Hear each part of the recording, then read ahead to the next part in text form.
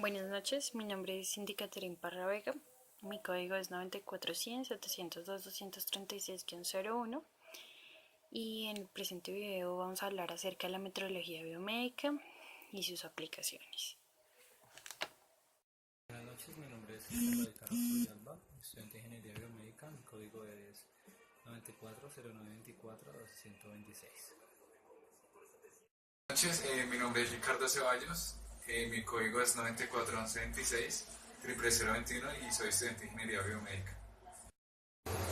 Para la primera pregunta, ¿qué es el plan de aseguramiento metrológico? ¿Cuál es su función y cuál es la importancia que el mismo tiene en la industria y en las instituciones prestadoras de servicios de salud? Bueno, para contestar al primer ítem, pues el aseguramiento metrológico es un conjunto de actividades sistemáticas planteadas para asegurar la confiabilidad de las mediciones que se realizan en una entidad. ¿A qué se refiere esto? A que es una serie de actividades que permiten establecer y dar confianza de que mediciones como pesas, de equipos médicos de diagnóstico, están, son reales y no están desfasadas y puedan generar algún daño en el paciente en el caso de los equipos médicos o daños en estructuras o equipos de producción en el caso industrial. Para ello realiza actividades de ajuste, calibración y comprobación de los requisitos de acuerdo a lo establecido por las instituciones internacionales. Eh, en el caso de los dispositivos médicos, la idea es efectuar un plan metrológico en las diferentes instituciones de salud y por parte de los distribuidores con el fin de establecer patrones y ajustar todos los equipos a los diferentes patrones, generando así una cultura de seguridad para el paciente. Esto, pues como lo dije anteriormente, a través del control y el aseguramiento de todos los procedimientos que se realizan eh, a través de todo el plan meteorológico. Bueno, en la pregunta 2 nos dicen que cuáles son los pasos que se deben seguir para definir si un instrumento o equipo debe ser asegurado metrológicamente. Para ello debemos tener en cuenta diversos criterios de inclusión. El primero de ellos es según la finalidad prevista para el equipo. La finalidad prevista se puede encontrar en el registro sanitario, permiso de comercialización o según la definición internacional del mismo. Para el primer punto tenemos que hay equipos biomédicos que son considerados como instrumentos de medición. En Colombia, el control metrológico de equipos biomédicos está reglamentado como metrología legal. Entonces, esta metrología legal está relacionada con las actividades que se derivan de los requisitos legales que aplican a la medición, unidades de medida, instrumentos de medida y los métodos de medida que son llevados a cabo por organismos competentes. Por ende, es obligatorio que los equipos biomédicos que realicen una medición como tal sean incluidos en el plan de aseguramiento metrológico. Entonces tenemos aquí que se asegurarían o entrarían al plan de aseguramiento metrológico los equipos biomédicos que tengan la finalidad de medir, pesar o contar. Bueno, y como segundo criterio tenemos equipos biomédicos que no, como tal, no están destinados a medir, pero tienen subsistemas de medición. Entonces tenemos algunos ejemplos aquí, como sería la centrífuga, aspirador de secreciones, tendríamos el desfibrilador, bomba de infusión, tendríamos una incubadora estándar, un instrumento de cauterización, monitor fetal, oxímetro de pulso, sistema de calentamiento de líquidos, entre otros. Y tenemos también como criterio de inclusión la variable fisiológica. Si es una variable fisiológica, debemos obligatoriamente incluir el instrumento o el equipo médico. Las variables críticas, en este caso tendríamos la presión arterial sistólica y diastólica, presión arterial media, frecuencia cardíaca, frecuencia respiratoria, saturación de oxígeno en la sangre, presión venosa central, presión expirada de CO2 y presión intracraneal y también la temperatura. Bueno, otro criterio de inclusión es según las indicaciones dadas por el fabricante. Tenemos que la utilización ya destinada del dispositivo, según las indicaciones proporcionadas por el fabricante, se deben de tener en cuenta. En este caso tenemos un ejemplo de calibración de una balanza, de una báscula digital, en donde el fabricante nos dice que aunque no es necesaria la calibración, pues esta ya viene calibrada, nos dice las indicaciones para realizar la calibración. En este caso tenemos unos pesos específicos y nos da las instrucciones para realizar la cuáles son los criterios que se tienen en cuenta balanza. para definir la frecuencia de mantenimiento preventivo, calibración y verificación de los instrumentos o equipos que conforman parte del PAME o Plan de Aseguramiento Meteorológico. Vamos a atender a la definición de la OMS de mantenimiento preventivo, donde tenemos que son actividades como calibración, reemplazo de piezas, lubricación, limpieza, verificación, entre otras. Bueno, entonces tenemos que vamos atendiendo a un programa de gestión de equipos biomédicos basado en el riesgo, en donde se ha establecido criterios de inclusión para determinar la frecuencia como tal de ese mantenimiento preventivo. Vamos a realizar una revisión de determinados criterios, asignando un número a determinado equipo. Después de esto se hace la sumatoria de cada número asignado y se va a obtener un número denominado GE, que nos va a indicar la frecuencia de mantenimiento preventivo que le vamos a hacer a nuestro equipo. Entonces tenemos como primer criterio la función del equipo. Aquí vamos a evaluar las áreas en las que se utilizan los equipos, si es con fines terapéuticos, de diagnóstico, de análisis, entre otros. Entonces, según como tal la finalidad prevista para el equipo o donde es usado el equipo, le vamos a dar una determinada puntuación.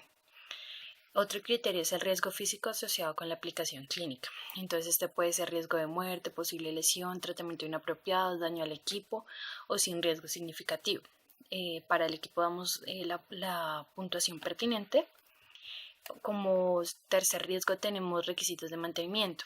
Esto son indicaciones dadas por el fabricante. Entonces tenemos que puede ser un requisito de mantenimiento importante, donde se exige la calibración y reemplazos de piezas periódicos ya establecidos, superiores al promedio, usuales inferiores al promedio o mínimos.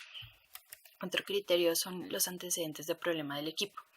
Entonces esto lo vamos a realizar a partir de la información disponible de las reparaciones del equipo, que nos va a permitir evaluar el dispositivo. Entonces vamos a tener que las averías en el equipo son significativas, moderadas, usuales, mínimas o insignificantes. De acuerdo a esto damos una puntuación. Y entonces al realizar la sumatoria de cada parte, de cada criterio, vamos a obtener un valor de GE. Entonces, para el valor de GE, cuando la sumatoria nos da de un valor de 12 a 15, debemos programar verificaciones anualmente. Cuando tenemos valores de 15 o mayores a 15, se debe programar verificaciones mínimo cada 6 meses. Y para valores de 19 o 20 debemos programar verificaciones trimestralmente. Para como tal establecer el mantenimiento preventivo, que son todas las acciones que anteriormente mencioné, vamos a tener en cuenta principalmente la puntuación obtenida en requisitos de mantenimiento. Entonces, si esa puntuación es de 4 o 5, el mantenimiento preventivo se debe realizar cada 6 meses. Y si la puntuación es de 3, 2 o 1, se debe realizar el mantenimiento preventivo cada año.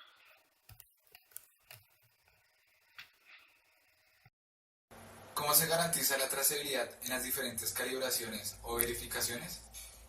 Bueno, la trazabilidad es la propiedad del resultado de una medición o una calibración, por la cual dicho resultado se puede relacionar con patrones de medidas adecuados, generalmente patrones nacionales o internacionales, a través de una cadena interrumpida de comparaciones.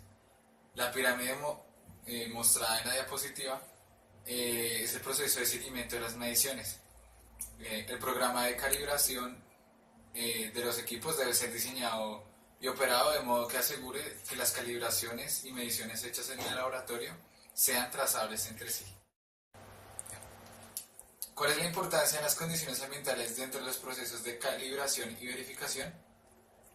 Bueno, la importancia de estos factores es que si no se tiene el debido manejo de ellos, pues la calibración y la verificación del equipo va a variar mucho, por lo cual va va a generar errores de medidas y de diagnósticos más adelante. Por lo general los equipos vienen con unas unidades de estos factores ambientales que son propios del fabricante y en el momento de calibrar se deben tener en cuenta. Para esto se debe leer anteriormente el manual y todos los procedimientos que se tienen que hacer.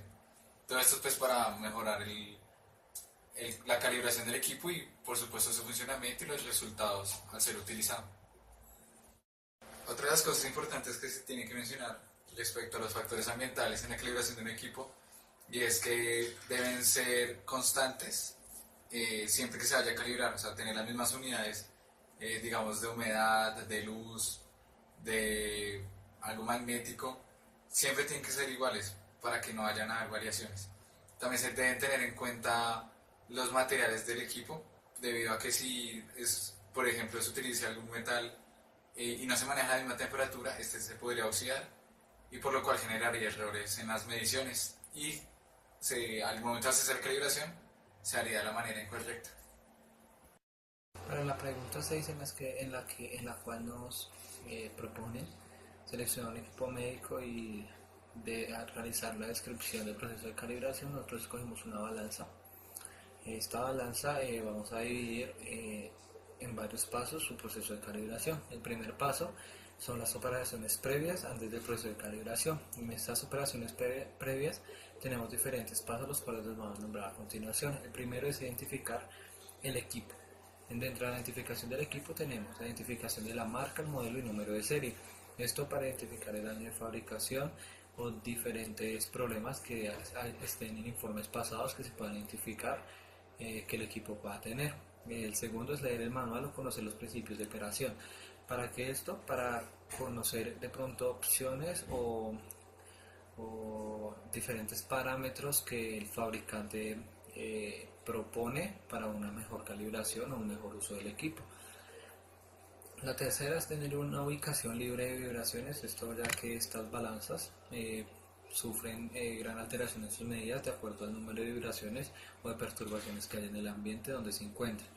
El lugar de almacenamiento del equipo y los patrones, esto para asegurar una estabilidad térmica, ya que por lo general los patrones de este tipo de equipos son unas aleaciones metálicas que con el calor o con el frío pueden sufrir alteraciones físicas cambiando las condiciones con las que fueron calibradas por los organismos superiores. Y el segundo paso sería el proceso de calibración. Para ello tenemos varios ítems.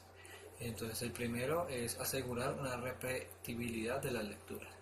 Entonces, como ya estamos dentro del proceso de calibración y la idea es establecer un rango en el que va a funcionar el equipo con el menor error posible, entonces este proceso de repetibilidad, ¿cómo se asegura? Realizando de 3 a 5 mediciones y estas se pueden incrementar de acuerdo a la precisión que tenga el equipo, que puede ser hasta de 0.0001 kilogramos en algunas balanzas.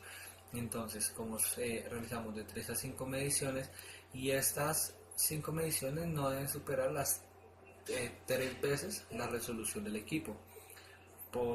Para así asegurar un correcto funcionamiento del equipo. Si se está superando 3 veces la resolución del equipo indicada en el manual, que se debe revisar en el paso anterior, se debe empezar a revisar cada uno de los componentes del equipo en busca de algún daño o condiciones ambientales que puedan estar alterando las mediciones. El tercer paso es ajustar el cero y colocar y quitar las masas. Colocar y quitar las masas patrón. ¿Para qué? Para este procedimiento se realiza ya realizar las 5 mediciones con el fin de ejecutar o establecer que si yo coloco una determinada masa y la quito, el equipo vuelve a un 0. Si ese 0 no se llega estándar, entonces el equipo estaría mal calibrado y nos podría generar un aumento o una disminución del valor real que se está pesando. Entonces, dentro de este mismo proceso de calibración tenemos el efecto de descentramiento de la carga. Este efecto es básicamente que no siempre la masa se pone en el centro del plato, ya sea circular o rectangular, como se observa en la diapositiva, de la báscula. Entonces, si este efecto lo que hace es generar una descompensación dentro de la báscula, no debería pasar, pero aún sucede por los tipos de tecnología que se utilizan. Entonces hay una forma de hacer seguimiento y corregir dicho error. Entonces este error se corrige durante el proceso de calibración de la siguiente forma. Entonces lo que se debe realizar es colocar en el centro de la báscula la masa, se toma la medición y después se van a hacer 4 mediciones más. Esas 4 mediciones más se realizan a partir del parámetro que se muestra en la imagen, que sería colocando el resto de masas a las ubicaciones en las que se muestran en la imagen, sea para el plato circular o rectangular, y se vuelven a tomar las mediciones. Este proceso se hace con el fin de generar un valor que se va a utilizar dentro del proceso de calibración y ya se determina dependiendo de cada fabricante. Entonces, cuando se realiza la medición con la masa en el centro y con las masas desplazadas, los valores que se obtienen es el valor de ese efecto que se obtiene a partir de la diferencia entre el valor obtenido en la posición central y cada uno de los valores obtenidos en el resto de las posiciones. Y con esto se asegura que las masas que la báscula queda calibrada para solventar dicho error. Y por último vamos a realizar el informe de la calibración, ya que sin esto pues el equipo no quedaría registrar una hoja de vida, que también es uno de los procedimientos importantes que se deben hacer posterior a la calibración. Entonces para ello el informe debe obtener básicamente o mínimo los siguientes ítems: el número asignado de calibración, la identificación de patrones utilizados, en las cuales es importante nombrar todas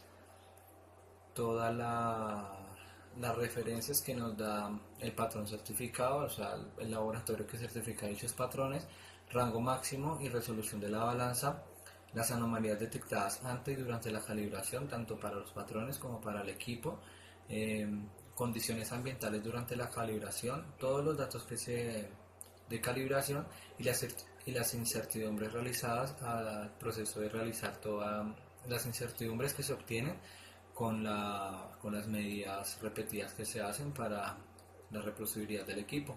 Y por último, tener en cuenta siempre la densidad de las masas del patrón utilizadas.